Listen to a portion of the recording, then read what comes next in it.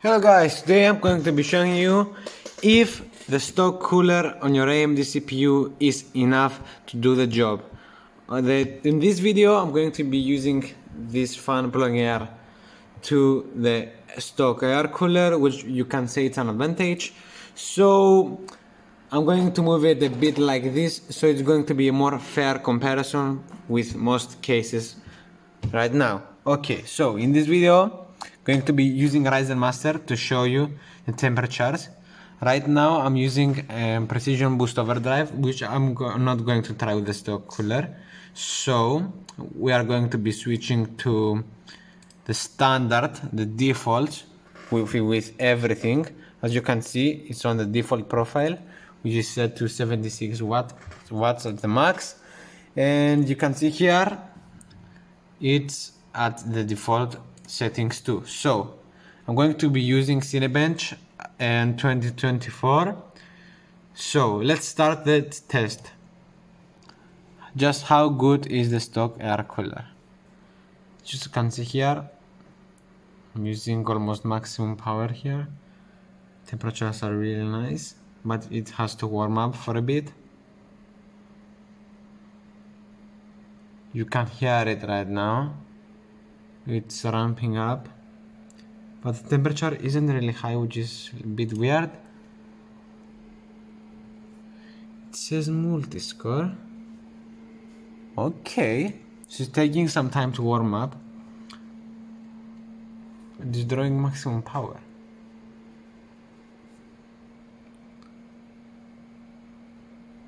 You can hear it ramping up, for sure.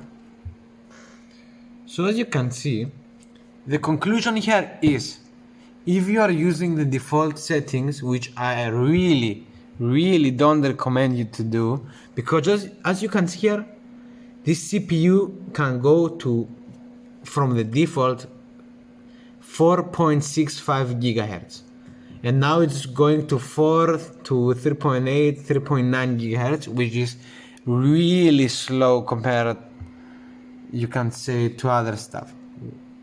So when you turn on Precision Boost Overdrive, this is my optimized setup. And guys, remember, no CPU is like what is not the same, okay? So some chips may draw more power and stuff like that. So let's check the temperatures with using Precision Boost Overdrive. I hit apply. Instantly in the 80s, but look at the clock speed. It jumped up a lot, and now it's, as you can see, the limit is obviously 95 degrees, but it's going to 90s, which is really bad. Although we are using the maximum power, in some time you can get 95 degrees easily, which is really bad. And one thing to consider, if this is fluctuating a lot, it means that your cooler isn't working properly. And note here, I'm not using the stock thermal paste for the stock cooler. I'm using the Arctic MX6, which you can say is an advantage, but the temperatures when I tested it were the same.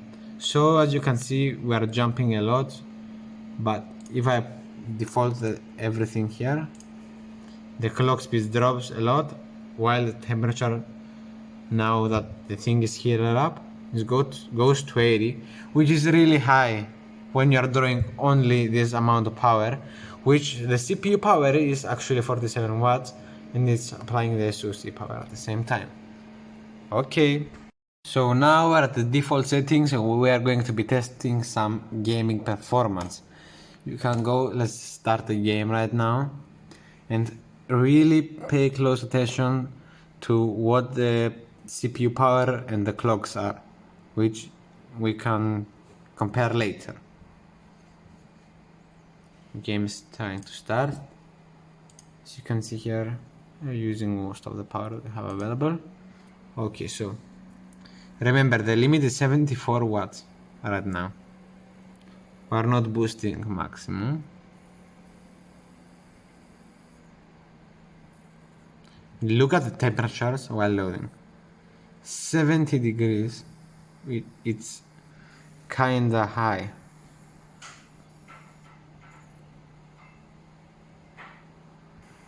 So in the lobby here you can see it's just about right. Let's load the game right now. As you can see, we are at the maximum settings, which you can see while using ray tracing it's more CPU intensive too, so we are going to be using ray tracing and stuff because also CPU intensive.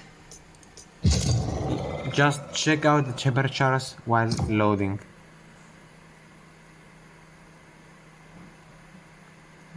I will put a clip next to this about the temperatures when we boost the CPU.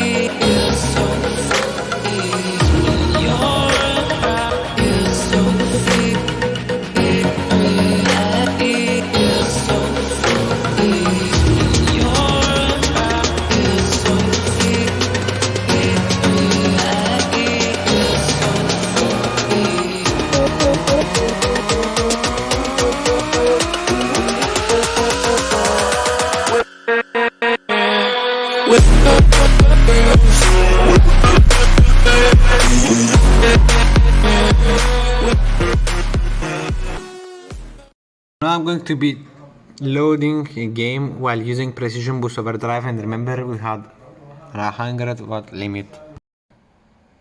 Check out the power usage. You can see we boost 4.6 GHz, pretty much way more than we saw before. Look at the power usage, it's normal, you can say. But when we are actually loading the game, you can check out the temperature. I'm going to put it much. Also, I have the Asus version of the 6700 XT, that's why you can see the clock speed on the GPU is really high. But I just let the GPU boost. Check out 77, 64, 86 Celsius, 87. Just already for gaming, having these high temperatures is insane. Now it was smooth later, but now it's more snappy because the CPU has power to consume. Before it was limited. Now 4.65 GHz all core. It just fluctuates a bit because we are close to 80 Celsius, and before we were using like 73 watts, 72. Now we're in the 80s, but performance actually I can say better when you are CPU limited. Even now we are using ray tracing, which is CPU intensive, but it's really hard for the GPU too. You can see right now we use way more power, but really high. So the conclusion is, when you have the CPU like this, you must use Precision Boost Overdrive to get your performance, but with the stock cooler you can only go as far as using safely the default mode, but you can use Precision Boost Overdrive. But remember to one day upgrade your cooler. I will make a video when I upgrade the cooler, how to get the maximum performance of your CPU. Have a good day.